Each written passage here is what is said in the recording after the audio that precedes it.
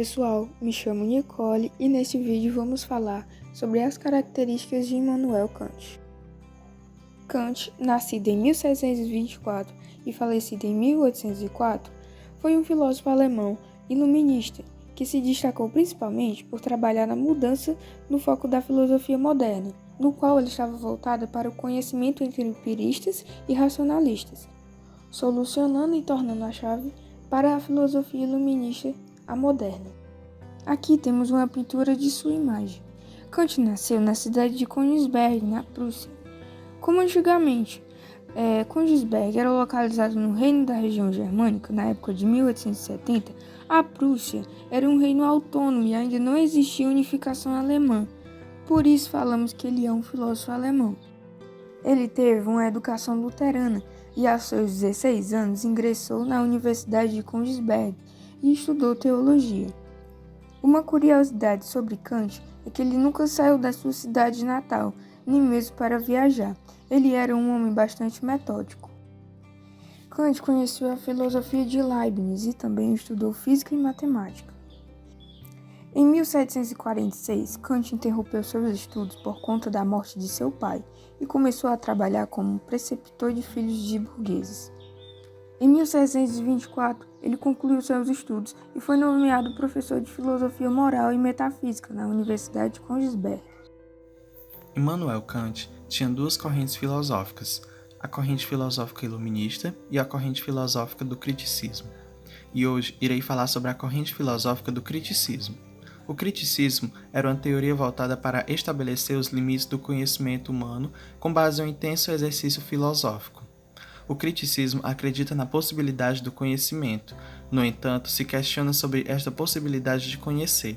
Para Kant, o processo do conhecimento se dá pela interação entre o sujeito e o mundo objetivo. No entanto, o sujeito é a peça-chave nessa interação dele com o objeto, ou seja, deve partir do sujeito a vontade de aprender.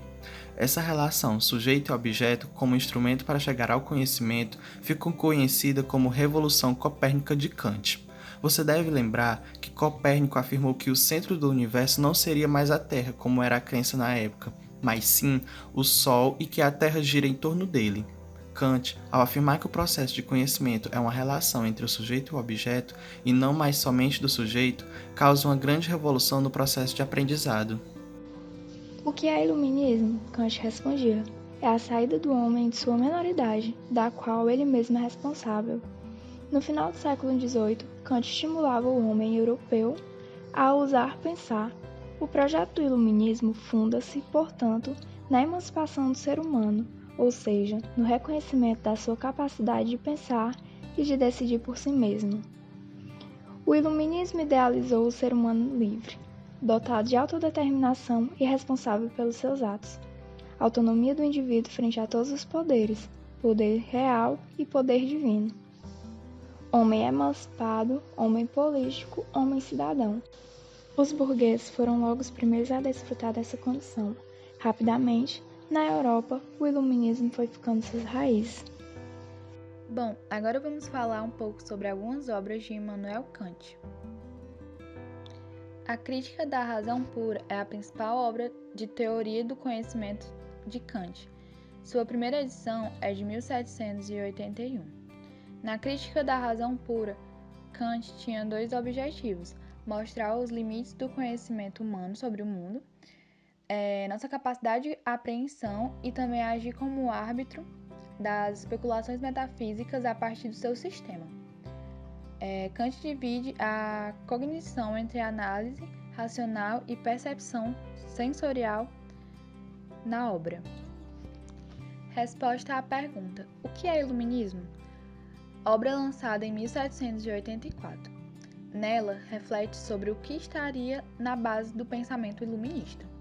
É onde propôs a famosa frase sapere aude, que pode ser traduzido como atreva-se a conhecer, salientando a importância do pensamento autônomo.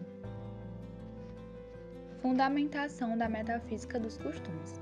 Obra lançada em 1785. Escrito em que estabelece as bases de sua perspectiva ética. É onde Kant propõe as três formulações do imperativo categórico. O objetivo de Kant com essa obra é buscar um princípio de moralidade, que fundamente os costumes, o agir moral, e assim temos a conclusão de que a única coisa que pode ser boa ou má é a vontade humana. Dando continuidade às suas obras, a Crítica da Faculdade de Julgar, obra escrita em 1790, expõe a interessante proposta de que o juízo sobre o belo não é teórico e nem prático, mas estaria associado a um sentimento de prazer sem interesse, a saber, sem que algum desses desejos específicos seja a base desse julgamento. Temos também a obra A Religião dentro dos Limites da Mera Razão, escrita em 1793, onde Immanuel Kant aborda a religião em um sentido moral e subordina a fé à razão, distingue entre fé histórica e fé racional, sendo a última o caminho para pensar o suprassensível, considerando o ser humano como propenso ao mal moral. Por último, nós temos A Paz Perpétua, de 1795. Retrata um ensaio sobre uma possível associação entre todos os estados do mundo e estabelece uma série de regras que os estados devem implementar para alcançar a paz mundial.